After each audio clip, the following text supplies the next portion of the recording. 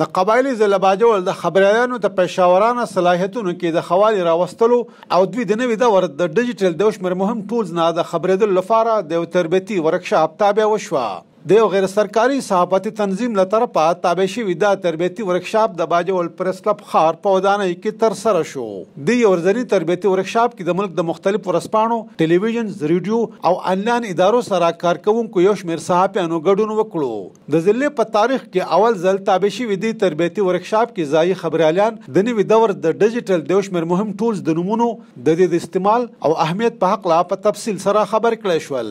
د ورکشاپ کې د ډیجیټل صحافت د مهمو ټول سره د ډیس انفارمیشن، مس انفارمیشن او فیک نیوز د نشاندهي او نقصاناتو په باره کې هم وویل شول. د دې تربیتي ورکشاپ منتظم شاه خالد شاجي په دې هکله سون FM 96 ته وویل د ډیجیټل ټولز حواله سره چې ډیس انفارمیشن، مس انفارمیشن، مال انفارمیشن دی او دا څه ته وایي او د باره کې به څنګه آگاهي حاصلېږي. دغه شانته چې کوم ډیجیټل ټولز دی هغه به څنګه استعمالېږي، لکه پین پوینټ شو، دغه شانته ګوګل ټرند شو، دا به څنګه استعمالېږي انالیست. نو دغه حواله سره موږ د انسانو کیپیسټي بلډینګ په دې ورکشاپ په ذریعہ باندې کولو کوشش وکړو. د سیمې یو مشر خبریال او د باجوړ پریس کلب صدر محمد سلیم خان د سون FM 96 سره په خبرو کې دا تربیتي ورکشاپ د مقامي صحافیانو لپاره ډېر ګټور وګڼلو.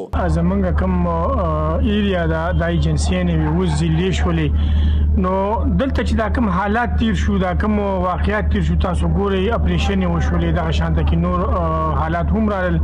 خو زمونږ کوم جرنالستان چې کوم دي هغه شانته کې ټرین نه دي او هغه شانته کې هغوی ته ټریننګ نه دی ورکړی شوی. دیو ته په کار دی چې دا کوم دغه شانته څنګه چې نن دا کوم ورکشاپ وشو، دغه شانته کې وخت په وخت باندې او ځای په ځای باندې دغه شان ورکشاپ وشي، دغه شان ټریننګ ورکړی شي. انوار الله خان، سون FM 96 باجوړ.